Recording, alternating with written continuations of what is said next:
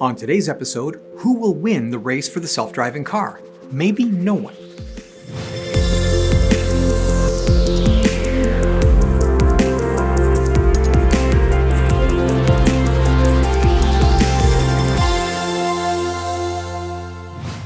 Today's episode is brought to you by engineering.com, a globally trusted source for engineering content. Check out this and many other exclusive videos for the engineering professional found only on engineering.com TV today. We talk a lot about self-driving cars here at engineering.com, and for good reason. It's the hottest technology of the decade for one, and it's an area where multiple players are racing for the lead, or more accurately, racing to be first to deliver an actual self-driving solution. Now, the Chinese company Baidu Apollo has thrown their hat into the ring, launching a level 4 robotaxi system in a Beijing suburb. They join Cruise in San Francisco and Waymo in Phoenix as service providers of truly driverless taxis, although under controlled conditions.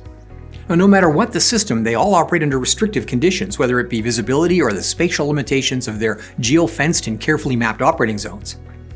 Now, Tesla is going after a universal solution using machine vision to eliminate the need for extensive mapping and geofencing, but their autopilot product has been delayed for years and has at least one foundational rewrite, and it's still in beta.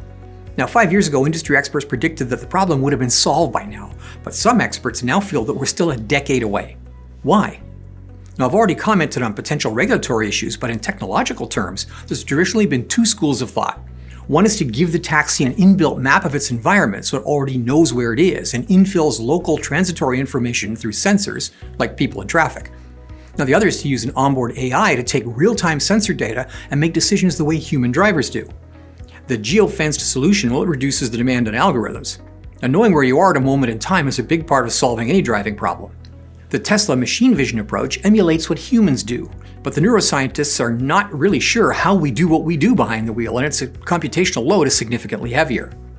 The Baidu Apollo approach is interesting. While their initial system looks a lot like the Cruise concept, Apollo is working on citywide traffic management systems that link thousands of vehicles to central controller, so through the cloud. Now, for a robotaxi, an interesting way to lighten the computational load and reduce the chance of an accident is by controlling the other cars in the intersection or on the roadway. With every car avoiding every other car, edge cases should be less likely and overall system safety should improve.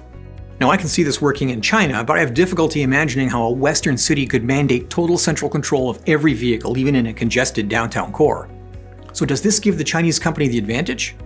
Now, we don't know, but barring some breakthrough in processor technology or AI algorithms, I think we're a decade at least from SAE Level 5 self-driving. And there's a very real possibility that it may not reach human levels of scale in our lifetime. But I hope I'm wrong. Well, that's it for today's episode of End of the Line, brought to you by engineering.com. If you like this show, be sure to subscribe to our channel and click on the notification bell for our next episode. For our deeper engineering video series for the manufacturing professional, visit engineering.com TV to watch exclusive shows like Manufacturing the Future, not found here on our YouTube channel. The link is in the description below. Thanks for watching.